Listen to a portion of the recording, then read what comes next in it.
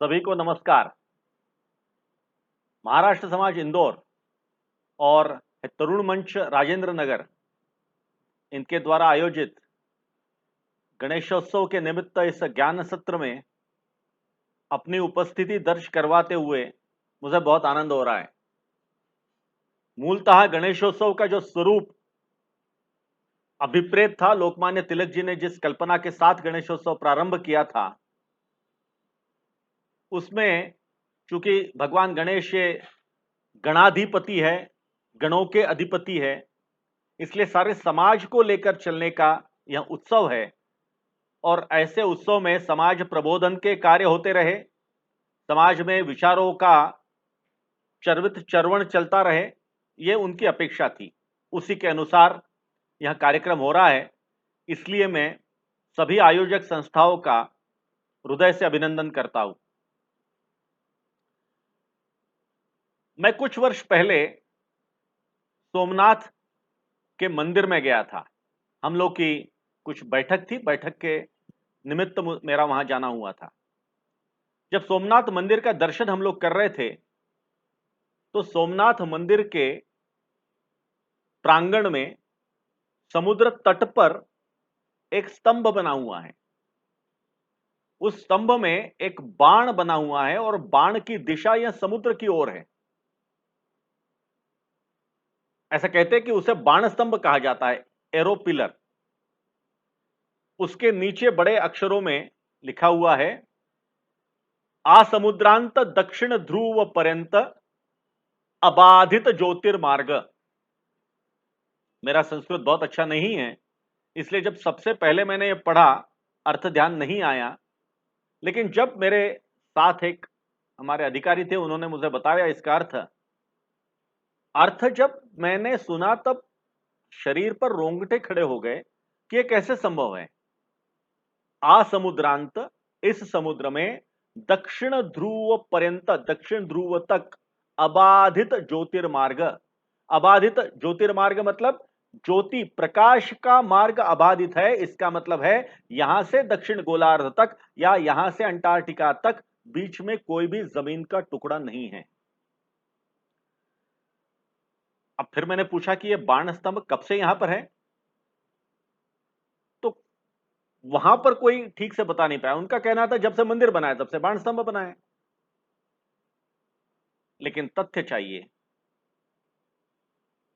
कहीं सुनी बातों पे तो ना इतिहास भरोसा करता है, ना विज्ञान भरोसा करता है। तो फिर मैंने खंगालना शुरू किए उसके तथ्य कि उसके उल्लेख कहां पर आते हैं। तो ईसा के बाद 300-400 वर्ष के बाद के कुछ उल्लेख मिले और बाद में ईसा के पहले के भी उल्लेख मिले बाण स्तंभ के। फिर मैं और आश्चर्यचकित रह गया कि उस समय जब कोई ये बहुत वजनदारी के साथ कह नहीं पा रहा था कि पृथ्वी गोल है, पृथ्वी में उत्तर और दक्षिण गोलार्ध है, ध्रुव है, उस समय या उसके कई वर्ष पहले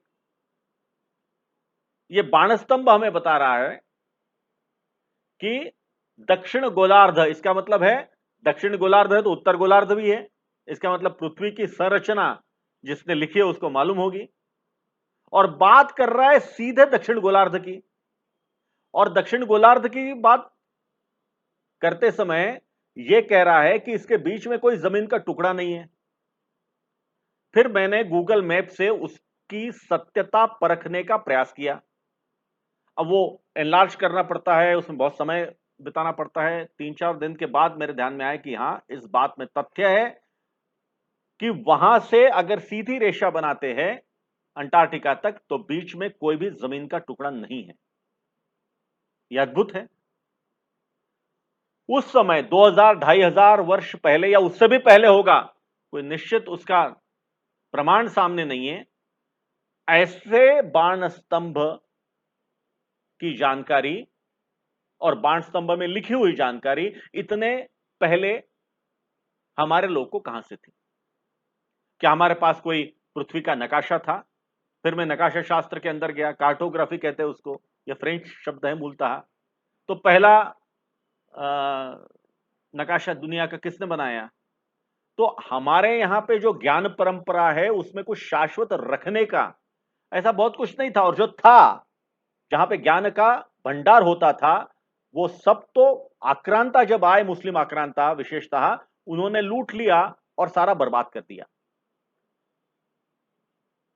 नालंदा विश्वविद्यालय जिस प्रकार से बख्तियार खिलजी ने लूटा, ध्वस्त किया, बर्बाद किया, वहां के ग्रंथ 3-3 महीने तक दिन रात जलाए, ऐसे अनेक विद्यालय, ऐसे अनेक मठ, ऐसे अनेक मंदिर जहां पर इनका संग्रह होता था, इन पांडुलिपियों का संग्रह होता था, और भुर्ज पत्र पे लिखे जाते थे, वे अलग अलग इसमें लिखे जाते थे कुछ, ये सारे के सारा जो ज्ञान का भंडार था इस प्रकार का, वो सब नष्ट हो गया।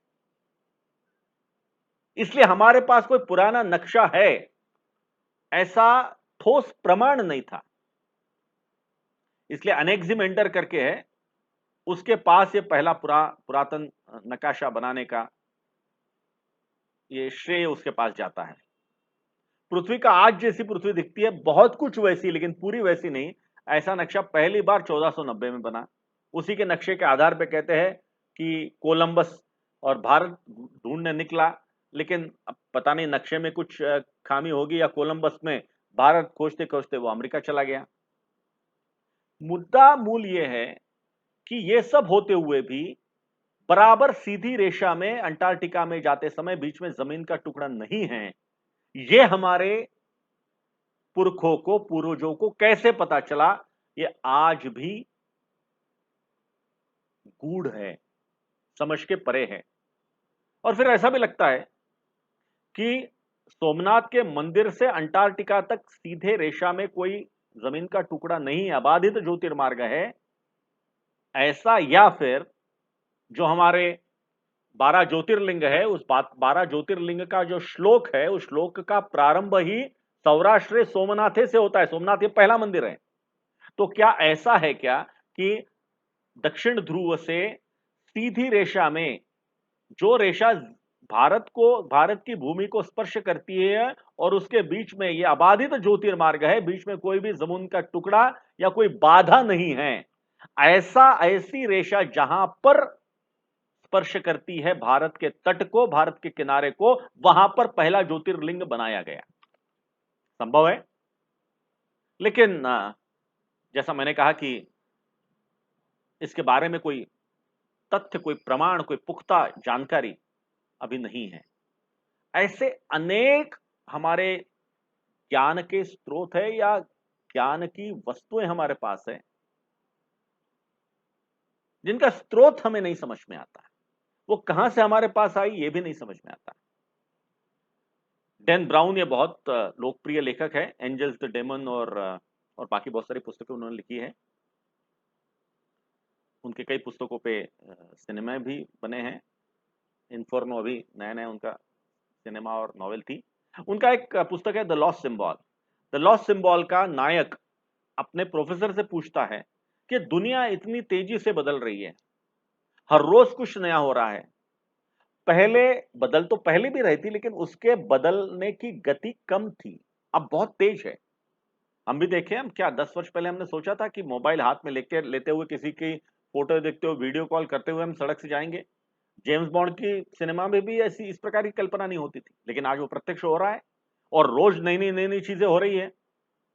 ऐसे इसमें आज से 5 वर्ष के बाद, 10 वर्ष के बाद, 50 वर्ष के बाद ये दुनिया कहां जाएगी, ये विश्व कहां तक पहुंचेगा, ऐसा प्रश्न वो द लॉस्ट सिंबल का नायक अपने प्रोफेसर से पूछता है। उसमें प्रोफेसर का जो उत्तर है वो बड़ा महत्वपूर्ण है। प्रोफेसर कहते हैं कि ये ज्ञान की खोज में हमें आगे जाने की जरूरत नहीं, हमें पीछे जाना है। हमारा ज्ञान तो पीछे है, हमारे पुरखों के पास है, पूर्वजों के पास है। हम उसको डिकोड नहीं कर पा रहे, हम उसको समझ नहीं पा रहे। और जब पुरखों की, पूर्वजों की बात आती है तो डैन ब्राउन भारत की बात करता है, भारत के पुराणों की बात करता है, द्वैत अद्वैत की बात करता है, गीता की बात करता है। किसी फिलोसोफर ने यह बात कहना और डैन ब्राउन जैसे उपन्यासकार ने यह बात करना, उसमें बहुत अंतर है। और इसलिए जब डिकोडिंग की बात आती है, या हमने अभी ज्योतिर्लिंग की बात की, तो एक और विषय सामने आता है, पंच महाभूतों के मंदिर का है। हमारे देश में पंच महाभूतों के मंदिर है, 5 मंदिर। पंच महाभूत, पंच महाभूत ये संकल्पना को विश्व ने भी माना है। हमारे भारतीय संस्कृति परंपरा ने तो माना ही है, लेकिन विश्व ने भी उसको माना है। ये पंच महाभूत कौन से हैं? तो वायु है, पृथ्वी है, आकाश है, जल है और अग्नि है। ये 5 जो मूल वस्तुएं हैं उसको पंच महाभूत कहा गया है।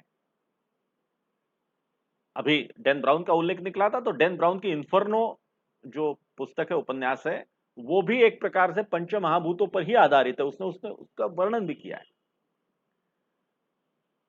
ऐसे पंच महाभूतों के मंदिर भारत में है, इसमें कोई बहुत आश्चर्य की बात नहीं है।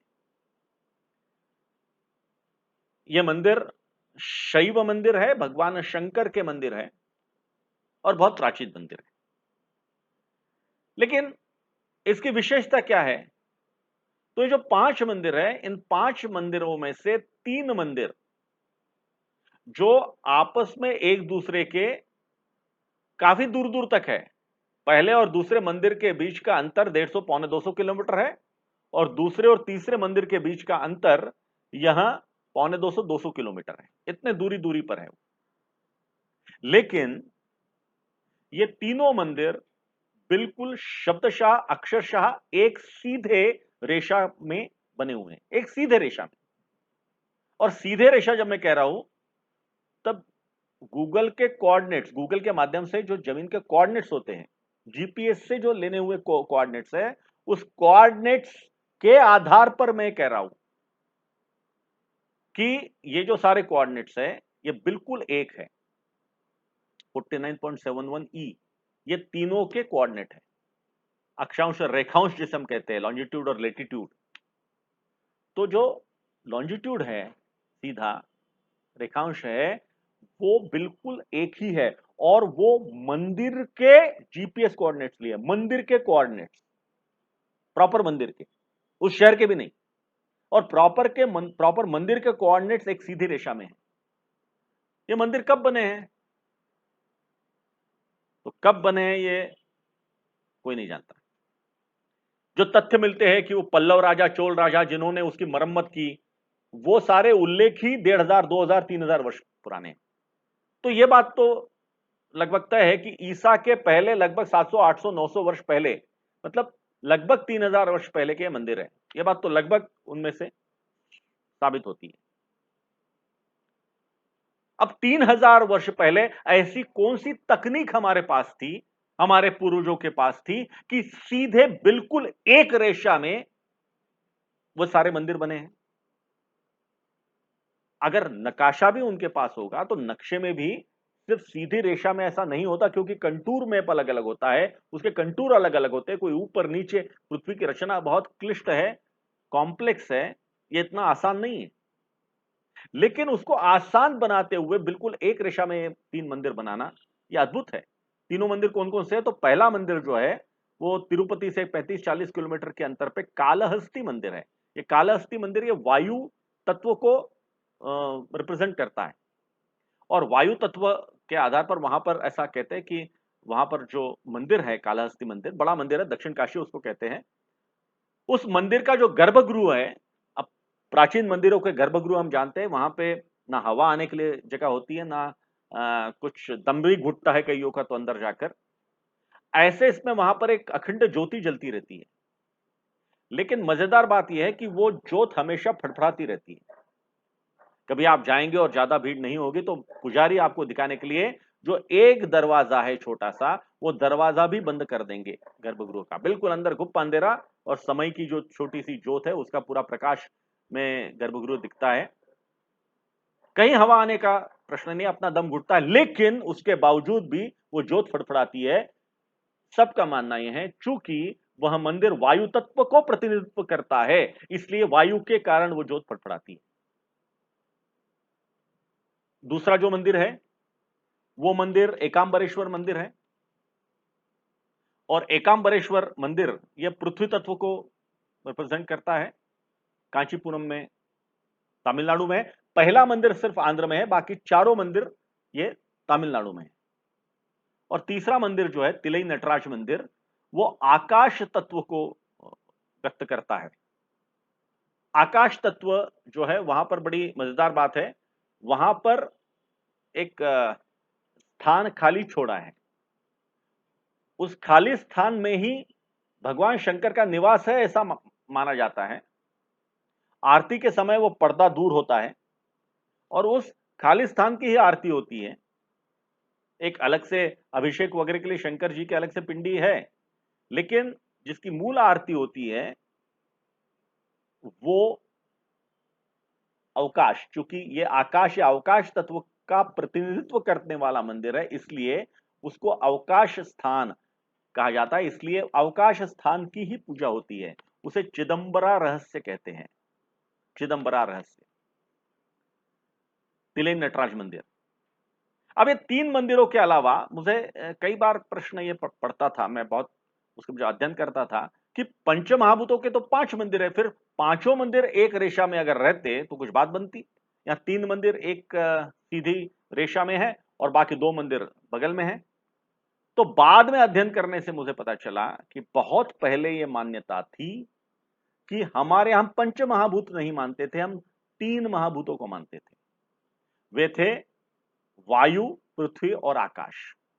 तीनों क्यों? वायु हमें नहीं दिखता, आकाश हमें नहीं दिखता, पृथ्वी हमें जमीन दिखती है लेकिन पृथ्वी के रूप में नहीं दिखती। पृथ्वी दिखती है, रूप में नहीं दिखती। लेकिन जल ये दिखता है, अनुभव कर सकते हैं। अग्नि दिखता है, अनुभव कर सकते हैं। इसलिए ये जो अग्नि और जल तत्व है ये बाद में जुड़े हैं। इसलिए शायद यह हो सकता है कि ये 3 तत्वों के आधार पर जो मंदिर शुरुआत में बने वो एक रेशा में बने, उसके बाद के जो 2 मंदिर बने, जो जम्बुकेश्वर मंदिर जो जल तत्व को प्रतिनिधित्व करता है और अरुणाचलेश्वर मंदिर जो है वो अग्नि तत्व को प्रतिनिधित्व करता है, ये बाद में बने। लेकिन ये भी एक सीधी रेखा के साथ एक कोण बनाते हैं। इसका मतलब है उस समय के हमारे पुरखों ने एक बहुत बड़े विस्तीर्ण पट पर, जमीन के पट पर मंदिरों की ऐसी रचना की और हमारे सामने उस रचना के माध्यम से वो कुछ कहना चाह रहे हैं। दुर्भाग्य हमारा, सीमाएं हमारी, लिमिटेशंस हमारी, कि हम उसको डिकोड नहीं कर पा रहे, हम समझ नहीं पा रहे हैं कि उस सारे के पीछे क्या इंगित कर रहे हैं हमारे पूर्वज, या क्या ज्ञान छुपा है इसके अंदर, हम समझ नहीं पा रहे। ये ज्ञान का स्रोत कहां से आया, ये ज्ञान का भंडार कहां से आया, यह बहुत कठिन है समझना कि ये कहां से आया। लेकिन ज्ञान तो हमारे पुरखों के पास था। अभी वर्षा ऋतु चल रहा है, इसके पहले ग्रीष्म ऋतु में पानी के कारण बड़े हलकान हम होते थे और वर्षा के कारण कई जगह बाढ़ के रिकॉर्ड टूट रहे हैं। छिंदवाड़ा क्या, होशंगाबाद क्या, भोपाल क्या, इसमें बहुत ज्यादा वर्षा हुई है इस वर्ष। लेकिन हमारे देश को सुजलाम सुफलाम बहुत पहले से कहा गया है। हमारा देश बहुत समृद्ध था, संपन्न था। यह संपन्नता कहां से आई? हम खेती पर आधारित, कृषि आधारित अर्थव्यवस्था के देश थे, पहले से थे।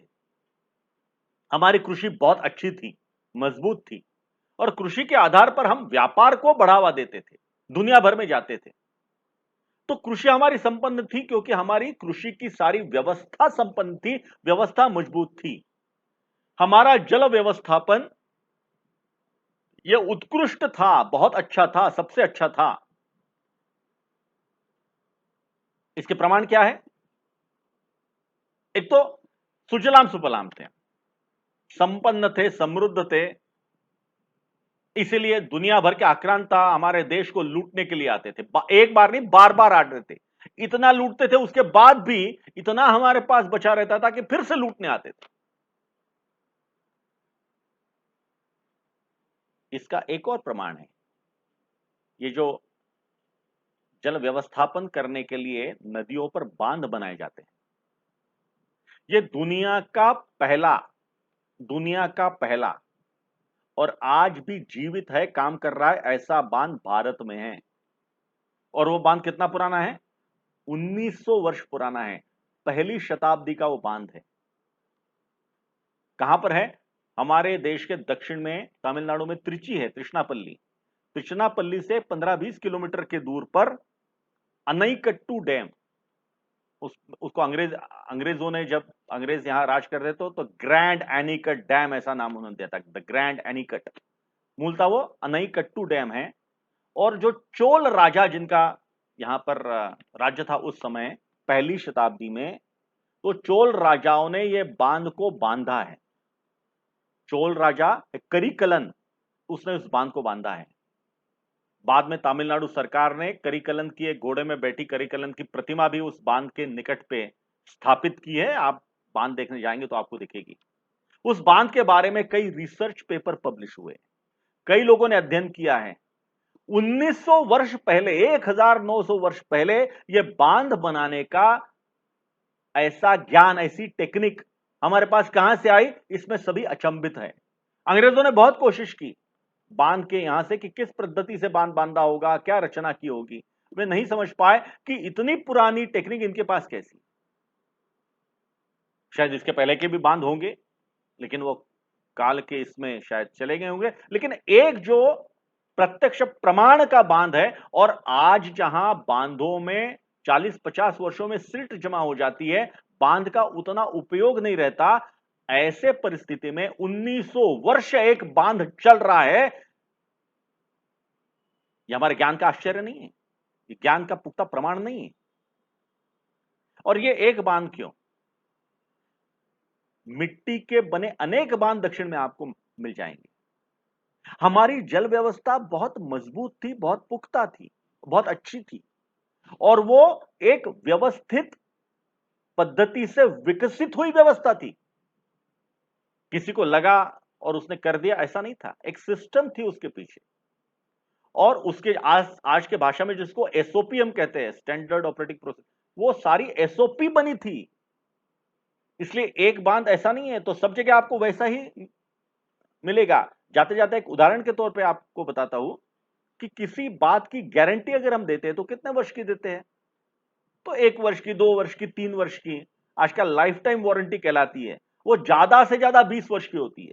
20 वर्ष के ऊपर लाइफ टाइम वारंटी भी कोई नहीं देता। लेकिन हमारे यहां पर भारत में जो ईंटें बनी हैं, ईंटें, ब्रिक्स, उनकी गारंटी कितनी? 5 से 7 हजार वर्ष। 5 से 7 हजार वर्ष। 1857 का क्रांति युद्ध जब चल रहा था, उसकी तैयारी जब चल रही थी, उस समय अंग्रेज और कराची से पेशावर तक रेलवे की लाइन बनाने के प्रयास में थे और बना रहे थे। उसमें लाहौर सेक्शन जो था, वो लाहौर सेक्शन का, कराची लाहौर सेक्शन, उसके आगे का जो सेक्शन वो बना रहे थे, उसमें लोहे के जो वो रूल डालते हैं, लोहे की लाइन डालते हैं, उसके नीचे जो गिट्टी उनको चाहिए थी, वो कहां से लाए? तो ब्रुंटन नाम के 2 इंजीनियर भाई, ये इंडियन रेलवेज में वहां पर प्रमुख थे पूरे सारे कार्य के। उनको किसी ने बताया कि बगल में ही ब्राह्मणाबाद करके स्थान है, वहां पर बहुत सारे आपको गिट्टी ऐसे इस प्रकार का मलबा मिल जाएगा, मजबूत मलबा है, डालिए आप वहां पर।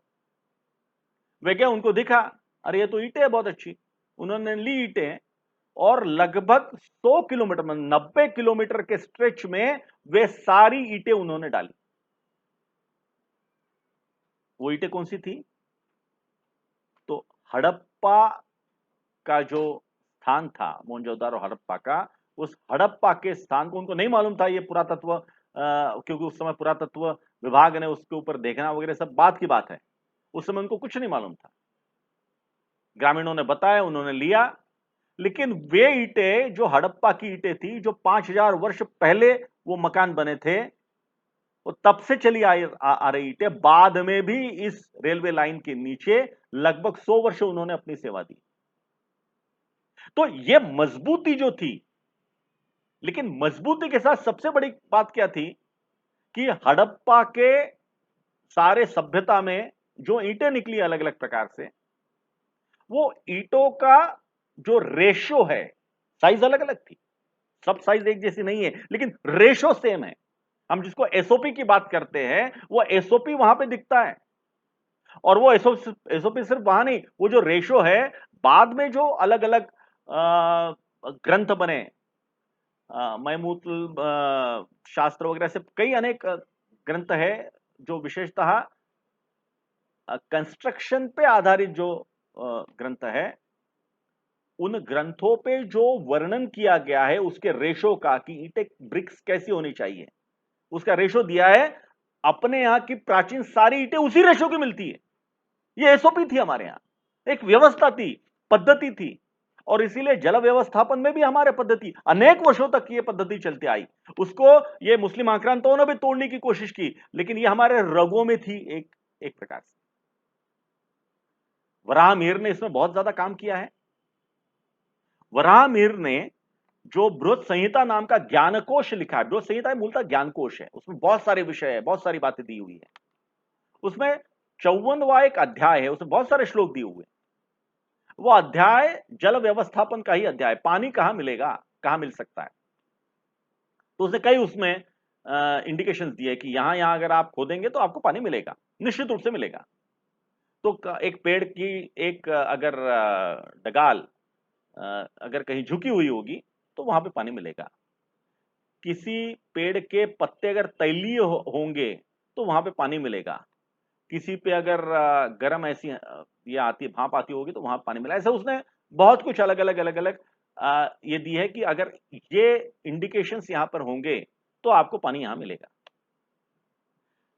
अब ये कितना सच कितना झूठ, इसको देखने के लिए, इसको एक बार प्रस्थापित करने के लिए, तिरुपति के पास का श्री वेंकटेश्वर विश्वविद्यालय, एसवी विश्वविद्यालय नाम से प्रसिद्ध है। उस एसवी विद्यालय ने आज से लगभग 20 वर्ष पहले ऐसे 300 बोर लिए, बोर लेकर पानी निकालने का प्रयास किया। 300 बोर लिए और 300 बोर में से 95% बोर सक्सेसफुल रहे, उसको पानी मिला। अब जहां पे उन्होंने बोर लिए वो बहुत उपजाऊ जगह नहीं है, वो काली मिट्टी की जगह नहीं है, वो पथरीली जमीन है, पथरीली जगह है। लेकिन उसके बावजूद भी 300 बोर में से 95% बोर और वराह मिहिर के सूचना के अनुसार खोदे जाते हैं, उसमें 95% बोर्स में पानी निकलता है। यह हमारे ज्ञान का प्रत्यक्ष प्रमाण है। दुर्भाग्य से बाद में वो सरकारी लाल फीताशाही के चक्कर में वो सारे रिजल्ट्स कहां पे रह गए, चले गए, उसके बाद उसके ऊपर कोई प्रयास नहीं हुआ। लेकिन यह हमारा जल व्यवस्थापन का एक पुख्ता उदाहरण है। मैं जिस क्षेत्र में रहता हूं वो वहां पर गोंडों का शासन था, रानी दुर्गावती ने यहां पर शासन किया है। गोंड हम जितने समझते हैं, लोग समझते हैं कि गोंड बहुत पिछड़े हुए थे, बिल्कुल नहीं। गोंड बहुत ज्यादा प्रगत थे। गोंडों का जल व्यवस्थापन अत्यंत उत्कृष्ट था। जबलपुर को 52 ताल 72 तलैयों का शहर कहा जाता है। तो सिर्फ तालाब नहीं खोदे, तालाब भी कंटूर के हिसाब से खोदे हैं कि एक भरेगा तो दूसरा भरेगा, फिर तीसरा भरेगा। पानी का हमेशा वहां पे रहना। और सिर्फ इतना ही नहीं, तो गर्मी के समय में ऐसा कहते हैं, हमारे संग्राम सागर है, उसको एयर कंडीशनर कहते थे पुराने लोग, कि उस समय हवा वहां से बहती थी तो ठंडी ठंडी हवाएं शहर की ओर आना। इस प्रकार की एक पूरी रचना थी। गुजरात का जो रानी का वाव है, क्या अद्भुत रचना है वो। ऐसे कितने अपने को बावड़ियां मिलेंगी। पहले बावड़ियों का चलन था। वो बावड़ियां सिर्फ खोदी गई तो सिर्फ बावड़ियां खोदी नहीं गई, तो वहां पे एक अलग से व्यवस्था थी। हम्पी में जाएंगे तो वहां का जो महल है, उस महल में पानी जिस प्रकार से उन्होंने फैलाया है और एयर कंडीशनिंग का इफेक्ट दिया है, वो अद्भुत है। कुल मिलाकर के ये जो जल व्यवस्थापन का हमारा तंत्र था, बहुत उत्कृष्ट था, बहुत सुंदर था, बहुत अच्छा था। हमारी कलाएं भी अगर हम देखें तो हम बहुत उन्नत थे कलाओं के मामले में। हम नाट्य शास्त्र कर ले तो अपने ही पुराने मध्य प्रदेश का एक हिस्सा जो छत्तीसगढ़ कहलाता है, उस छत्तीसगढ़ में रायपुर से लगभग 280 किलोमीटर की दूरी पे रामगढ़ नाम की पहाड़ियां हैं। बिलासपुर अंबिकापुर रास्ते पे वो रामगढ़ पहाड़ी आती है, सरगुजा जिला लगता है। उस सरगुजा जिले में रामगढ़ पहाड़ी पे सीता बेंगारा गुफा है। ये सीता बेंगारा गुफा ये एक अद्भुत उदाहरण है एक ऐसी जगह है, झरोका है, जहां से ज्ञान का प्रकाश आता है और हमको पुख्ता प्रमाण दिखाता है कि हाँ, पूर्वजों के पास ऐसा ज्ञान था। क्या है उस सीता बेंगारा गुफा में? सीता बेंगारा गुफा यह पहला ज्ञात नाट्य गृह है, थिएटर है, बहुत पुराना है। उसकी जब कार्बन डेटिंग की गई, उसमें जो कुछ श्लोक वगैरह उकेरे गए हैं, तो ईसा के पहले लगभग 300-400 वर्ष पुराना, मतलब आज से 2400 वर्ष या 2500 वर्ष पुरानी वो गुफा है। उससे भी पहले होगी, लेकिन उतना तो पक्का है पुरानी। अब वहां पर जैसे एम्फी थिएटर में होता है, थोड़ा ऐसा स्टेज जैसा है, और वहां पर बैठने के लिए ऐसी सीढ़ियां जैसी बनाई, गुफा है अंदर, और वहां पर आवाज आएगा, और कितने 70-80 लोग बैठ सकते हैं। ऐसे 70-80 लोग के बैठने का एक वो रंगमंच है, और अंदर आवाज तो इको होगी, घूमेगी। तो आवाज को व्यवस्थित एक जगह देने के लिए, आवाज का व्यवस्थित नियंत्रण करने के लिए उन्होंने वहां पर अलग अलग ऐसी झरोके जैसे बनाए हैं, खिड़कियां या झरोके अपन कह सकते हैं, वैसे बनाए। मेरा संयोग से रायपुर में ही एक वर्ष भर पहले इसी विषय पर भाषण था। रायपुर के बहुत अच्छे सभागृह में, जहां बहुत अच्छी ऑडियो सिस्टम, बहुत अच्छी बाकी सारे सिस्टम, एसी वगैरह था, ऐसे बड़े सभागृह में मेरा भाषण था।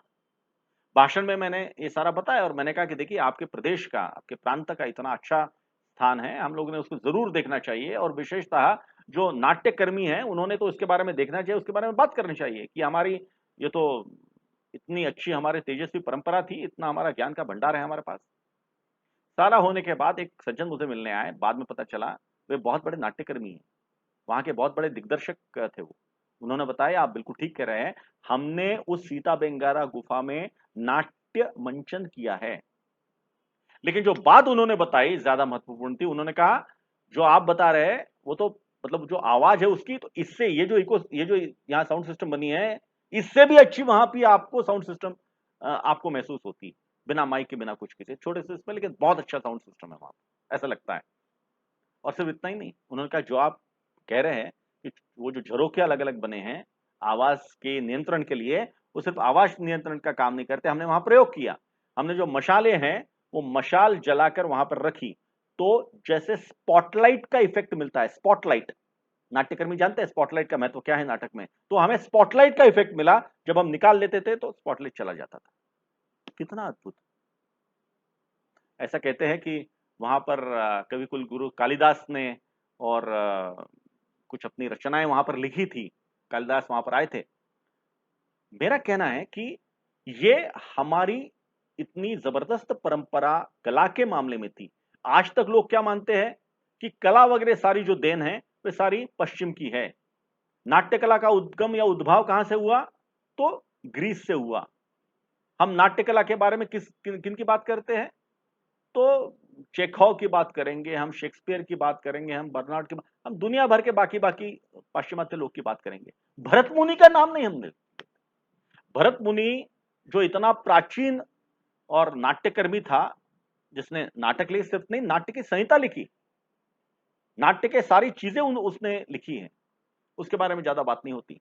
उसके समकालीन, उससे 100 वर्ष आगे पीछे वाला भास था। भास ने अनेक नाटक लिखे।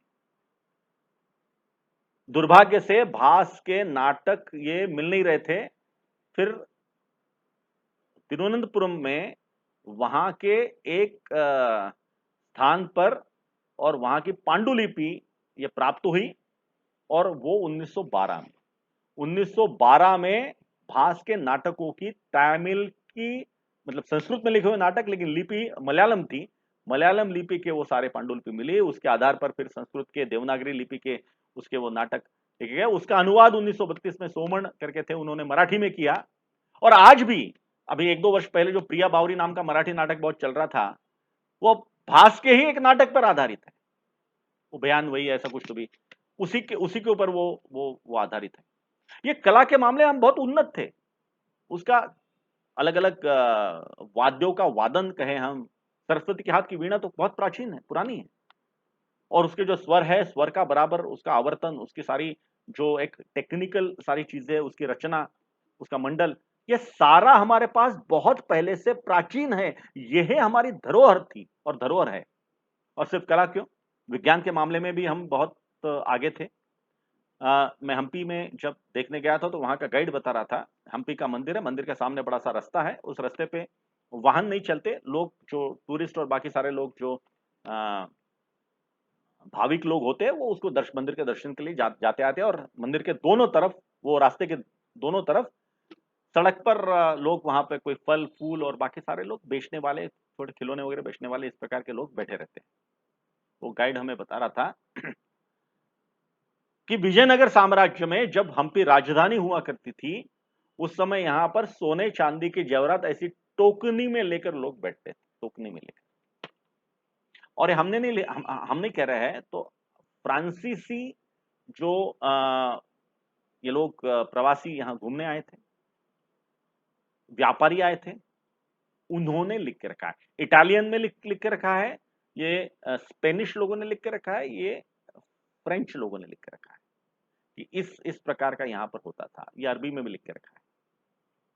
अब जब इतना सोना हमारे पास था, सोने का धुआं यहां से निकलता था, सोने की चिड़िया बोला जाता है, तो सोना बनता कहां से था? फिर जब खोज की तो पता चला दुनिया की पहली गोल्ड माइन, सोने की खदान, ये भारत में है। पहली खदान भारत में कहां है? कर्नाटक में है। कर्नाटक में रायचूर नाम का जिला है, उस रायचूर जिले में हट्टी नाम का स्थान है। उस हट्टी में ये गोल्ड माइन है, उसको आज भी हट्टी गोल्ड माइन नाम से आज भी वहां पे एक्सकवेशन होता है। आज भी वहां से छोटे अनुपात में लेकिन सोना निकलता है। ये हट्टी गोल्ड माइन में 2000 फीट नीचे तक खुदाई हुई थी। उस जमाने में 2000 फीट ये नीचे कैसे गए? पत्थर कैसे तोड़ेंगे? पूरे पत्थर वाला क्षेत्र है, तो पत्थर तोड़ने की तकनीक है वो भी उसमें उन्होंने बताई है, किस प्रकार से गर्म करते हैं पत्थर को, फिर पानी डाल के तोड़ना और फिर उसमें अंदर जाना, अलग अलग प्रकार की टेक्निक इस्तेमाल होती थी। वहां जो शाफ्ट मिला एक, तो एक जर्मन साइंटिस्ट आए थे, उन्होंने उसकी कार्बन डेटिंग की, तो उन्होंने बताया ये जो शाफ्ट है, ये शाफ्ट लगभग 2100 वर्ष पुराना है। ये शाफ्ट इतनी पुरानी वो गोल्ड माइन वहां पर है, और आज भी वहां से कुछ ना कुछ सोना निकल रहा है। ये चलती हुई गोल्ड माइन। जिंक, आजकल वो कोरोना के काल में हर कोई जिंक की टेबलेट ले रहा है, ये जिंक का आविष्कार भारत में हुआ है, ये तो दुनिया मानती है। लेकिन इतना ही सिर्फ नहीं है उसका महत्व। जिंक का सबसे बड़ा जो गुणधर्म वो ये है कि जिंक का जो एलॉय रहता है, उस जिंक के एलॉय को गर्म करना पड़ता है, उसका आसवन होता है, और लगभग 960 डिग्री या वहां तक उसका आसवन होता है, और सिर्फ 4 डिग्री उसका कम करके उसमें से जो सॉलिड एक्सट्रैक्ट है वो जिंक के रूप में बाहर निकलता है। अब ये जो प्रिसीजन लगता है, इसमें प्रिसीजन है, 960 डिग्री में एग्जैक्टली उसको वो करना, गर्म करना, और उसमें से सिर्फ 4 डिग्री कम करके उसमें से वो निकालना, और थोड़ा कम ज्यादा हुआ तो फिर जिंक नहीं निकलता उसमें। ये भारतीयों के पास टेक्निक कैसी थी? तो जो सारा वर्णन आता है उसमें, वो अलग अलग उनकी, आज के जमाने में जिसको फर्नेस कहते थे, ऐसी फर्नेस या भट्टियां उस समय थी। वो भट्टियों में क्या डालते थे? तो गाय के गोबर के कंडे डालते थे, गौरिया मराठी में जिसको बोलते हैं, गौरिया कंडे। लेकिन कंडों में भी एसओपी थी, उसका साइज डिफाइन था, उसकी थिकनेस डिफाइन थी, और उसके अनुसार फर्नेस होती थी। मूशकोटी, ये ऐसे अलग अलग उसके नाम होते थे, और उसके अनुसार कहीं 8 कंडे डालना, कहीं 1000 कंडे डालना, कहीं 800 कंडे डालना, उसके अनुसार टेम्परेचर डिफाइन होता था। मतलब कितना उन्होंने प्रिसीजन किया होगा कि कंडे भी बिल्कुल प्रिसाइज होने चाहिए, उसमें निकलने वाली जो ऊर्जा है, उष्णता है, उसका बराबर कैलकुलेशन, और इतने ही कंडे डालने से इतनी उष्णता, इतनी ऊर्जा निर्माण होगी, उसमें आसवन होगा, इतना कम करने से 4 डिग्री कम होगा। कितना अद्भुत है ये सारा। आज जब सारे संसाधन साथ में है तो बहुत आसान लगता है, लेकिन उस समय इन सारी चीजों को संसाधन बनाना अब बुद्धि के आधार पर अपने, ये हमारी ज्ञान परंपरा थी, और ये हमारी ज्ञान परंपरा रही है। हमारी ज्ञान परंपरा का अगर हम सोचे तो ऐसे बहुत उदाहरण है। हम पूरे विश्व में थे। प्रोफेसर अंगस मेडिसन नाम के प्रख्यात अर्थशास्त्री हो चुके हैं, वो प्रोफेसर अंगस मेडिसन ने कुछ पुस्तकें लिखी है। मूलतः अंग्रेज थे, लेकिन हॉलैंड के विश्वविद्यालय में वो बाद में डीन रहे अर्थशास्त्र के। बहुत बड़ा नाम है उनका, the millennium perspective of economics करके उनकी पुस्तक है, और भी पुस्तकें हैं। उसमें उन्होंने बड़े तथ्यों के आधार पर कुछ बातें रखी है जो पूरे दुनिया भर में, पूरे विश्व भर में मान्य है। उनका कहना है आज से 1000 वर्ष पहले, यानी ईस्वी सन 1000 में, पूरे विश्व के व्यापार का 1/3 हिस्सा यह भारत के पास था। 1/3 हिस्सा हम व्यापार पे कंट्रोल करते थे। दुनिया में व्यापार के सिरमौर थे हम, और इसीलिए हम सबसे समृद्ध राष्ट्र थे। इसीलिए सारे लोग हमको लूटने के लिए आते थे यहां पर। यह हमारी ताकत थी, और वह ताकत थी ज्ञान के आधार पर। हमारे बगदाद के खलीफा का नाम हारून अल रशीद, ये हमने काफी बार सुना होगा बचपन में जब कहानियां सुनते थे बगदाद की और उसकी, तो वो खलीफा हारून अल रशीद वो वेश बदल कर जाता है वगैरह वगैरह, हमने उसके बारे में काफी कुछ सुना है। 8वीं शताब्दी की बात है। वो 8वीं शताब्दी में हारून अल रशीद ने अपने मंत्री से कहा है, ये उनके रिकॉर्ड में डॉक्यूमेंटेड है, कि ये हमारा देश चलाने के लिए और सारी चीजें करने के लिए हमें अच्छे लोग चाहिए है। भारत में अच्छे लोग रहते हैं, इसलिए आप भारत जाओ और भारत से कुछ एक 50-100 अच्छे लोग लेकर आओ जो पूरे यहां पे प्रशासन, एडमिनिस्ट्रेशन ठीक से देखेंगे। ऐसा कहते वो लोग आए थे यहां पर, और कुछ एक 100-125 लोगों को सिलेक्ट करके वहां पर लेकर गए थे। दुनिया का पहला कैंपस इंटरव्यू भारत में हुआ था, इसका रिकॉर्ड है। दुनिया का पहला विश्वविद्यालय हमारे पास था, तक्षशिला। ईसा के पहले 700 वर्ष से उसका इतिहास मिलता है। ईसा के बाद 400 वर्ष के बाद हुणों के आक्रमण के कारण वो बंद हुआ। जब वो बंद हुआ तो तुरंत हमारा नालंदा उसी समय प्रारंभ हुआ। इतना संयोग था, जो पूरे बख्तियार खिलजी ने उसको ध्वस्त जब किया 1192 में, तब तक वो था। तो एक बहुत बड़ी ऐसी ज्ञान परंपरा भारत में रही है। हमारे यहाँ का कोई छात्र बाहर पढ़ने का तो प्रश्न ही नहीं उठता, क्योंकि बाहर कोई ज्ञान था नहीं, सारा ज्ञान भारत में था। इसलिए सारे विश्व के लोग भारत में पढ़ने के लिए आते। अगर आज कोई कहे कि विश्व का सबसे बड़ा प्रार्थना स्थल कौन सा है, जब मैं प्रश्न पूछता हूं तो लोग कहते हैं मक्का मदीना, कोई कहता है वो वेटिकन सिटी है इटली में, कोई कहता है वो जो अभी मस्कत का बड़ा सा मस्जिद बनी है वो सबसे बड़ा है। वो सब गलत है। विश्व का सबसे बड़ा धार्मिक स्थल ये हिंदू धार्मिक स्थल है, हिंदू मंदिर है, लेकिन ये भारत में नहीं है। ये अंगकोर वाट नाम का मंदिर ये कंबोडिया में है। ये दुनिया का सबसे बड़ा प्रार्थना स्थल है। और सबसे मजेदार बात, दुनिया का एकमात्र राष्ट्र ऐसा है जो अपने राष्ट्र ध्वज पर हिंदू मंदिर लेकर अभिमान के साथ चलता है, कंबोडिया। कंबोडिया के राष्ट्र ध्वज में सिर्फ एक ही बात है, और वो मतलब अंगकोर वाट का मंदिर, हिंदू मंदिर। ये हमारी ताकत थी। किसी जमाने में हमने हमारे ज्ञान के आधार पर, बुद्धि के आधार पर हम विश्व को जीतने चले थे, जीत रहे थे। और इसलिए किसी को गुलाम बनाना, कॉलोनाइज्ड करना, कॉलोनाइज्ड माइंड तैयार करना, कॉलोनीज तैयार करना, जैसे बाकी सारे यूरोपियन लोगों ने की, हमने नहीं किया। हम कंबोडिया, लाओस, इंडोनेशिया, जो यवद्वीप और सुवर्णद्वीप कहलाता था, जावा, सुमात्रा, चाहे थाईलैंड है, सयाम, वहां पे मलय है, मलेशिया, ये सारे जो थे वहां पे, लाओस है, वियतनाम है, वियतनाम मतलब चंपा कहलाता था, ये सारे हिंदू संस्कृति के देश थे। वहां पर हिंदू संस्कृति सिर्फ राजभाषा नहीं थी, तो लोक भाषा भी थी। आप कभी अगर थाईलैंड के बैंकॉक एयरपोर्ट पर जाएंगे, स्वर्ण भूमि एयरपोर्ट नाम है उसका, उस पर अगर आप जाएंगे तो एक बहुत बड़ा सा समुद्र मंथन का दृश्य आपको दिखेगा। अनेक लोग उसमें सेल्फी खींचते हैं, लेकिन उसी दृश्य के थोड़े आगे अगर आप जाएंगे तो वहां पर एक बहुत बड़ा नक्शा लगा है। उसमें पुरुषपुर दिखाया, पुरुषपुर मतलब पेशावर, ब्रैकेट में पेशावर लिखा है, और यहां पर दूसरी छोर में जापान के पास पापुआ न्यू गिनी नाम का द्वीप समूह दिखाया है। और ये पूरे इसमें उन्होंने दिखाया है, this was the Indian empire.